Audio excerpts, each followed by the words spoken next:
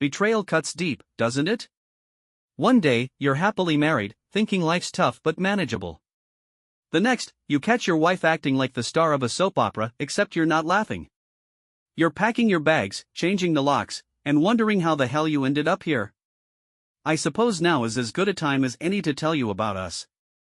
My name is Harry, and I'm 42 years old. My wife, Caroline, recently turned 34. At first glance, our story might seem like an ordinary tale of love and resilience, but life has a way of twisting even the most straightforward paths. I used to be a police officer, a job I was proud of, a job I believed was my calling. There's a certain camaraderie, a shared sense of purpose, that comes with putting on that uniform every day. It wasn't just about upholding the law, it was about protecting people, feeling like you made a difference. But that all changed one fateful night during a routine call that went sideways. I remember the flashes of gunfire, the unbearable pain as I hit the ground, and the searing realization that my life might end there. I was shot multiple times, and the physical and emotional scars stayed with me long after the incident. The injuries were catastrophic. Doctors told me I'd never walk unaided again.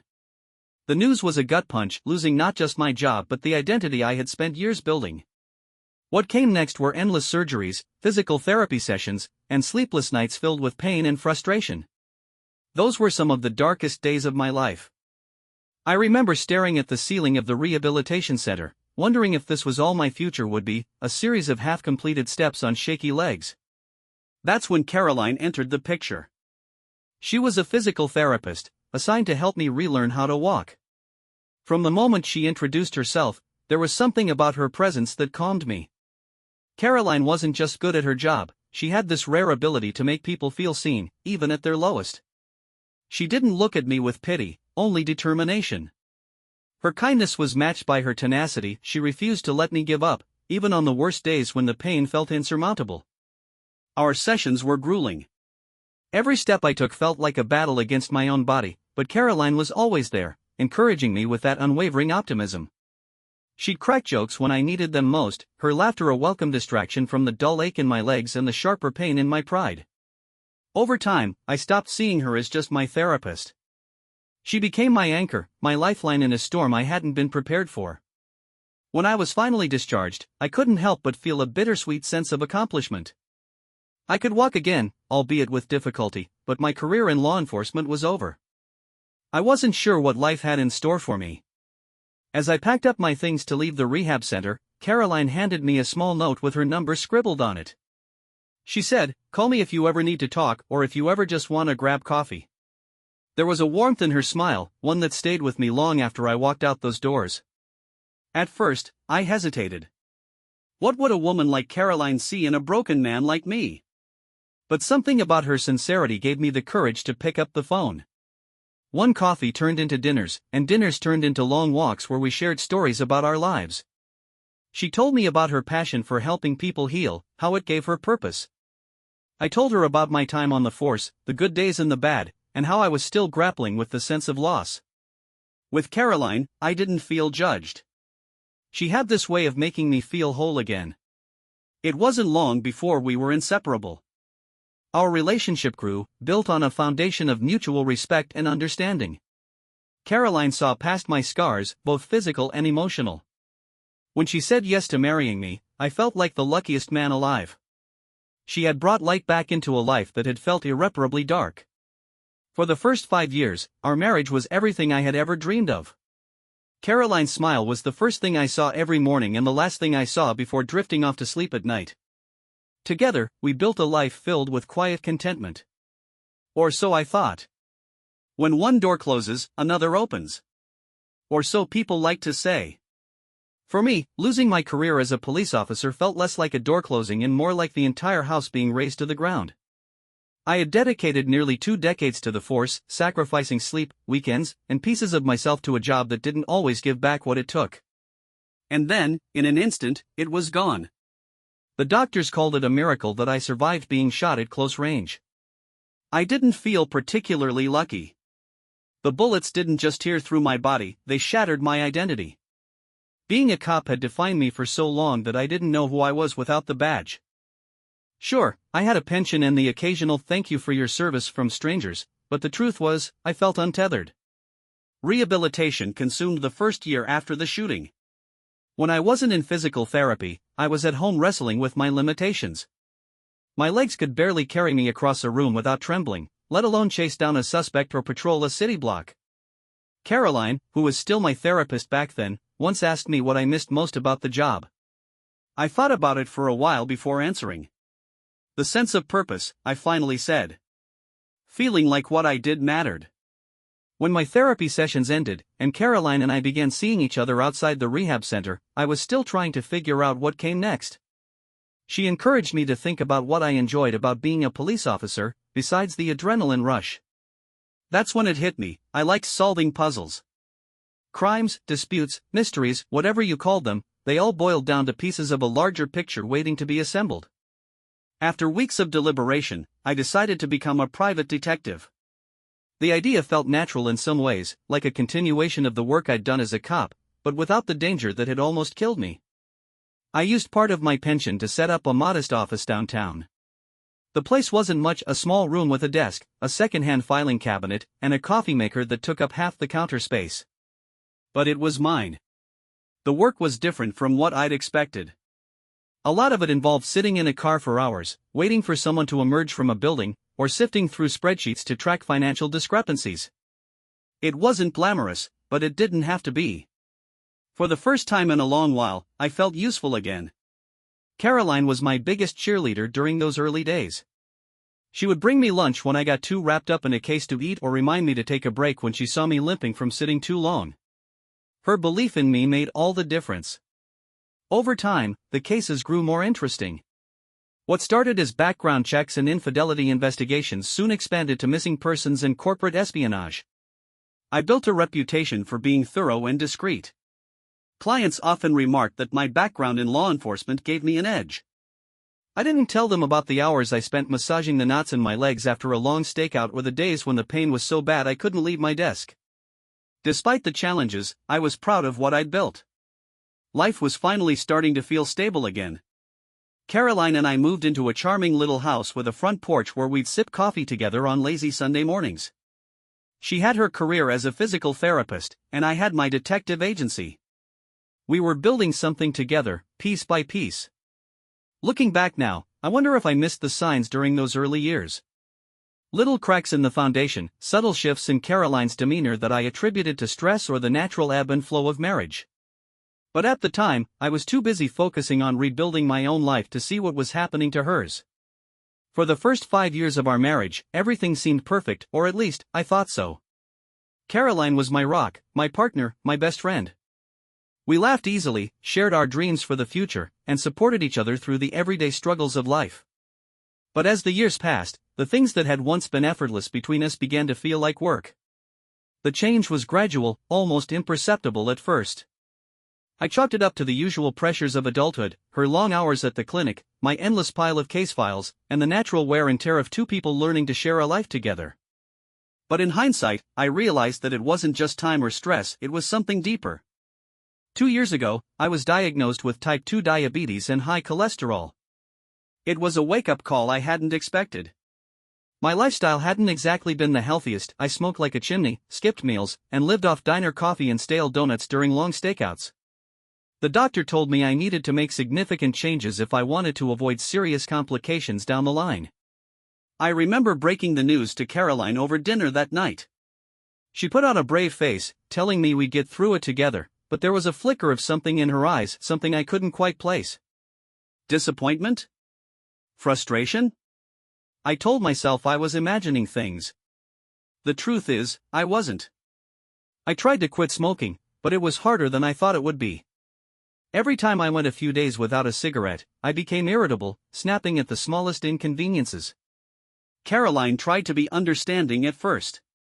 She'd leave little notes of encouragement in my lunch bag or suggest healthy recipes for us to try.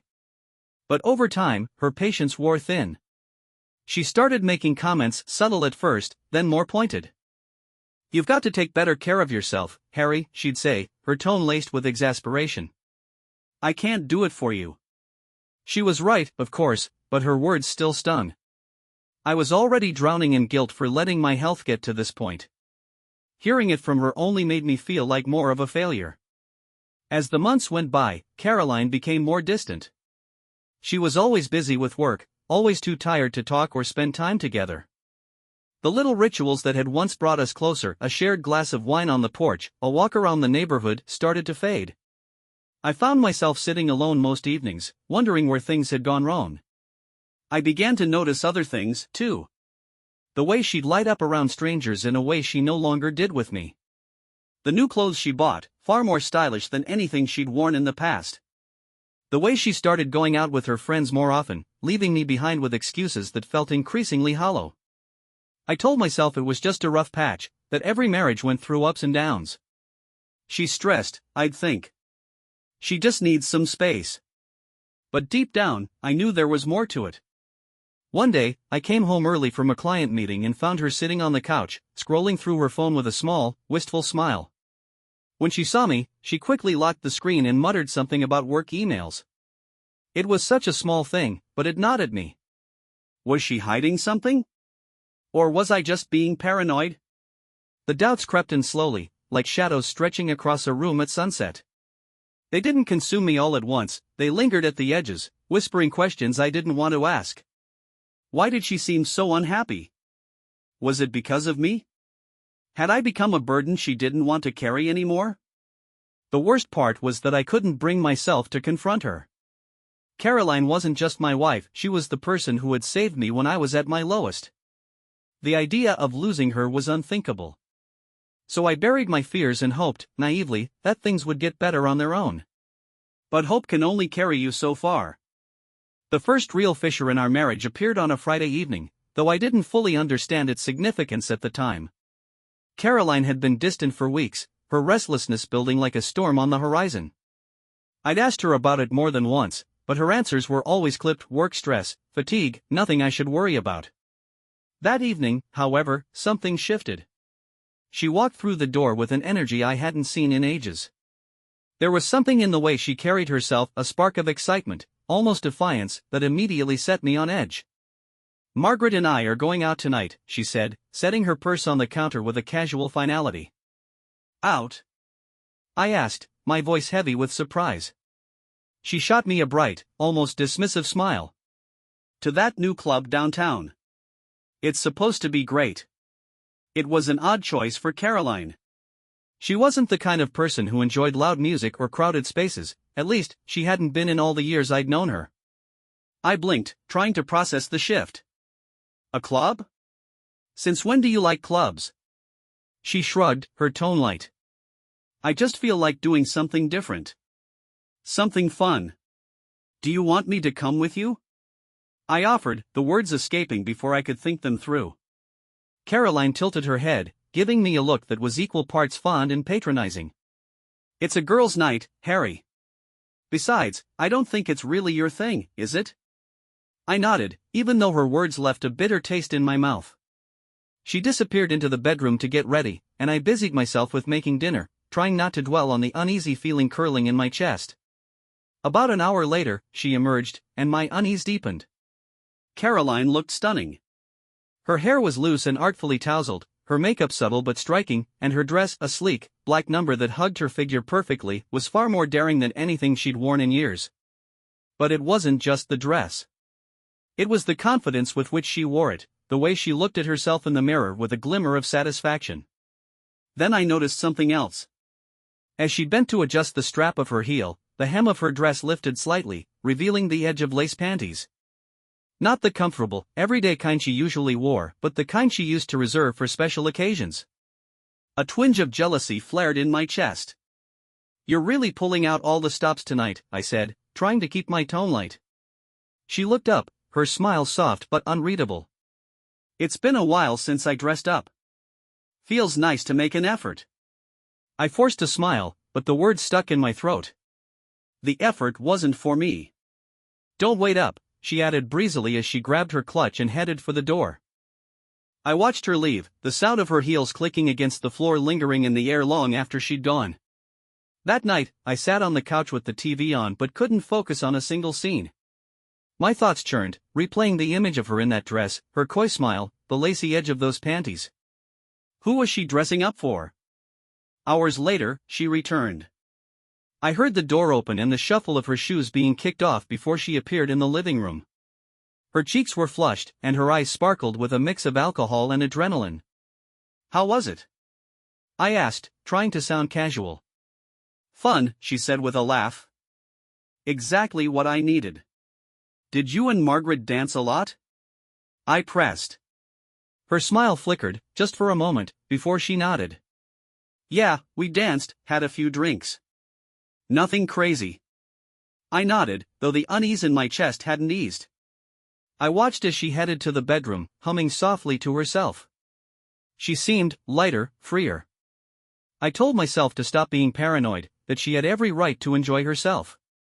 But the image of those panties and her dismissive tone replayed in my mind, like a nagging itch I couldn't scratch. Over the next few weeks, I tried to push the memory aside, but it lingered, coloring my perception of everything she said and did. I began to notice other things, a certain spring in her step when she got dressed for work, the way her phone screen always seemed to turn off when I walked into the room. I wanted to believe everything was fine, that the night out was harmless. But that was before the trip to the resort, when the truth began to surface, and my doubts became impossible to ignore. The trip to the resort was supposed to be our fresh start. After months of growing distance and unspoken tension, I thought that getting away from our routines might rekindle the spark in our marriage.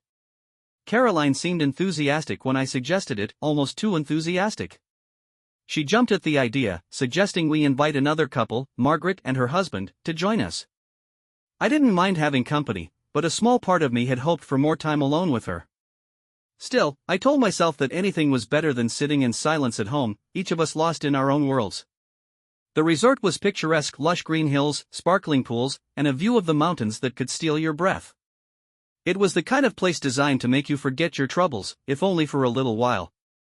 But as soon as we arrived, I couldn't shake the feeling that Caroline's mind was elsewhere. It started the first evening. We were at the poolside bar, sipping cocktails under the soft glow of string lights. Caroline looked radiant in a sundress, her laughter ringing out as she chatted with Margaret. I was nursing my drink, content to watch her unwind, when a man with a ponytail and an easy smile approached our group. He introduced himself as Robert Torres, a freelance photographer staying at the resort to work on some nature shots. He was tall and tan, with the kind of charm that made him the center of attention without even trying. Margaret's husband and I exchanged a glance, silently sizing him up. Caroline, however, seemed captivated. Her smile widened as she spoke with him, leaning forward slightly in a way that sent a cold ripple through my chest. She laughed at his jokes, a genuine, warm laugh I hadn't heard from her in months. I tried to tell myself I was imagining things, but the way her eyes lingered on him told me I wasn't. The next day, Caroline announced that she and Margaret were going shopping while I planned to play a round of golf. "Why don't you come with us?" I asked, trying to inject a note of casual interest into my voice. "Oh, you'd be bored out of your mind," she said with a light laugh. "Besides, you love golf. It'll be good for you." I let it go, though unease gnawed at the edges of my thoughts. That afternoon, I returned to our room earlier than expected. The golf course was more exhausting than I anticipated, and my legs ached from navigating the hilly terrain. All I wanted was to lie down for a while and let the tension melt away. When I opened the door, the first thing I noticed was the faint smell of chlorine. Then I saw Caroline, standing in the middle of the room with her hair damp and wrapped in a plush bathrobe. She looked up, startled, as if she hadn't expected me back so soon. "Hey," I said, setting my bag down. "Did you just get back?" "Yeah," she said, forcing a smile. "Margaret wanted to stay out longer, so I came back early. I stopped by the hot tub for a bit, figured I'd relax while I had the chance."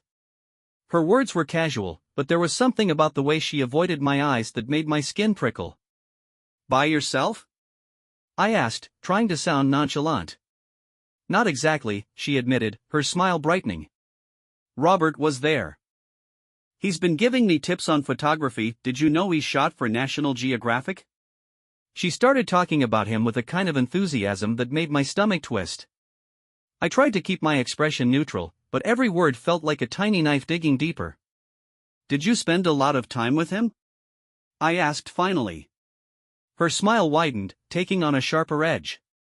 "It was the best time I've had in years," she said, her tone almost daring me to react. I felt the floor shift beneath me. In that moment, everything became clear: the distance, the late nights, the restlessness. The cracks in our marriage weren't cracks at all, they were chasms, and I had been too blind to see it. I stood there for a long moment, letting her words hang in the air. Then I calmly walked to the closet, pulled out my suitcase, and started packing. "What are you doing?" she asked, her voice sharp with disbelief. "If this is what you've chosen, we're done," I said simply. Her shock quickly turned to anger.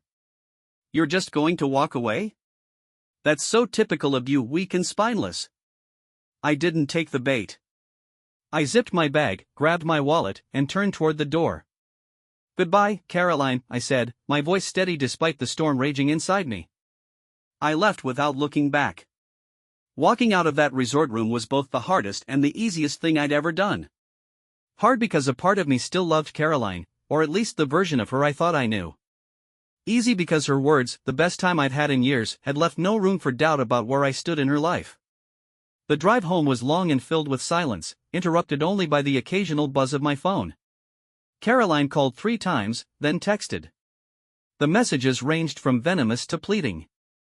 "You're overreacting," one read. "Come back and let's talk." Another was sharper: "This is exactly why we've been drifting apart, you can't handle anything like an adult." I didn't reply. Instead, I focused on the road and the decision I had made. By the time I pulled into our driveway, I knew there was no going back. The next morning, I changed the locks. It wasn't about being vindictive, it was about protecting myself from further hurt. I called a lawyer, a sharp-tongued woman named Deborah who came highly recommended by a friend. She didn't waste time sugarcoating things. "Divorce is messy," she said during our first meeting, "but it's also liberating. Let's make sure you come out of this clean." Caroline didn't make it easy. She came by the house the following day, pounding on the door and shouting my name. I stayed inside, sipping coffee and letting her wear herself out. Eventually, she left, but the confrontation left me shaken. I threw myself into the process of rebuilding my life. It started with small, practical steps. I joined a gym, something I'd been avoiding for years because of my limited mobility. At first, it was humiliating; just walking on the treadmill left me gasping for breath. But the more I went, the stronger I felt. My legs, once a painful reminder of what I'd lost, began to carry me farther than they had in years. Diet came next. No more greasy diner food or vending machine snacks. I started cooking at home, experimenting with lean proteins and fresh vegetables. It wasn't glamorous, but it worked. Within months, I'd shed the extra weight that had been clinging to me like an unwanted shadow. The biggest hurdle, though, was quitting smoking. I'd failed so many times before that even trying felt like setting myself up for disappointment. But this time was different. Every time I craved a cigarette, I reminded myself of what I was fighting for: my health, my future, my dignity. Slowly but surely, the cravings subsided. The changes weren't just physical. For the first time in years, I started to feel like myself again. The shame and anger that had been weighing me down began to lift, replaced by a quiet sense of pride. I was reclaiming my life, piece by piece. The support of friends helped, too. I reconnected with old colleagues from the force, people I drifted away from after my injury. Their encouragement meant more than I could say. "You're tougher than you look, Harry," one of them said over beers one night. "You'll come out of this stronger." The words stayed with me. It wasn't all smooth sailing. There were nights when the loneliness hit hard, when the silence of the house felt unbearable. I'd catch myself reaching for my phone to call Caroline, only to remember that those days were over. But each time I resisted, I grew a little stronger. One afternoon, as I was leaving the gym, I ran into a woman named Brenda. It wasn't anything dramatic; we literally bumped into each other in the parking lot, both distracted by our phones. She apologized, I apologized, and we ended up laughing about it. Brenda was different from anyone I'd ever met. She had a warmth about her, an openness that put me at ease. We started talking, first casually, then more deeply. She told me about her love for painting and her dreams of opening a small gallery. I told her about my journey, the pain of betrayal, and the slow process of finding myself again. We began meeting for coffee, then dinners. Brenda wasn't a whirlwind romance; she was a slow burn, a steady presence that reminded me what it felt like to be cared for. She didn't try to fix me, and she didn't expect me to fix her. We simply existed together, two people finding comfort in each other's company. It wasn't long before I realized I wanted more than friendship. I asked her out officially, and to my relief, she said yes. For the first time in a long while, I felt a flicker of hope that maybe, just maybe, happiness was still within reach. 10 years after I walked out of that resort room, life had taken me far from where I'd been. Brenda and I had built something real together, a quiet, steady kind of love that didn't need grand gestures or dramatic declarations to feel profound. We got married, bought a house, and created a life that was honest and fulfilling. But one day, the past found its way back to me. It started with a chance encounter. I was at a coffee shop downtown, picking up my usual black coffee, when I overheard two women at the next table talking. One of them mentioned a name I hadn't heard in years, Caroline. "Isn't it sad?" one of them said, her voice low but clear. "She used to be so vibrant. Now she's just lost." My heart skipped a beat. I hadn't thought about Caroline in a long time, not in any meaningful way, at least. After the divorce was finalized, I'd made a conscious effort to put her out of my mind. But hearing her name now, in such a sorrowful context, stirred something in me. I tried to ignore it, but curiosity gnawed at me. That night, I found myself searching her name online. It didn't take long to piece together the fragments of her life since we'd parted ways. She hadn't stayed with Robert Torres for long. Their whirlwind romance fizzled out within months, and Caroline's life seemed to spiral after that. Her social media, once filled with pictures of glamorous outings and radiant smiles, told a different story now. The posts grew sporadic and somber, snapshots of a life unraveling. Through a mutual acquaintance, I learned more. Caroline had fallen on hard times. She'd lost her job at the clinic, struggled with a series of failed relationships, and was reportedly battling a drinking problem. It was a far cry from the confident, vibrant woman I'd once known. I thought about reaching out, but something held me back. What could I say? What could I possibly offer her after everything that had happened? Months later, I saw her. It was a chance meeting at a charity event Brenda had roped me into attending. I spotted Caroline across the room, and my breath caught.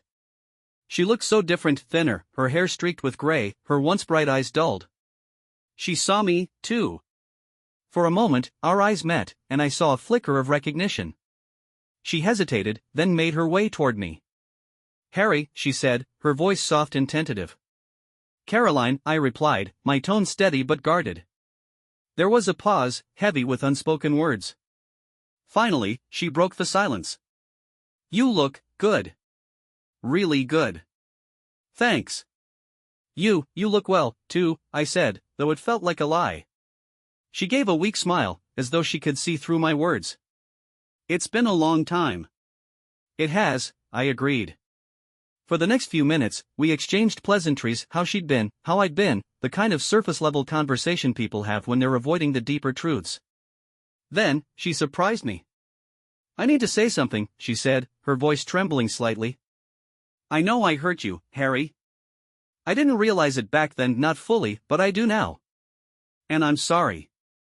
For everything." Her words hung in the air, raw and unexpected.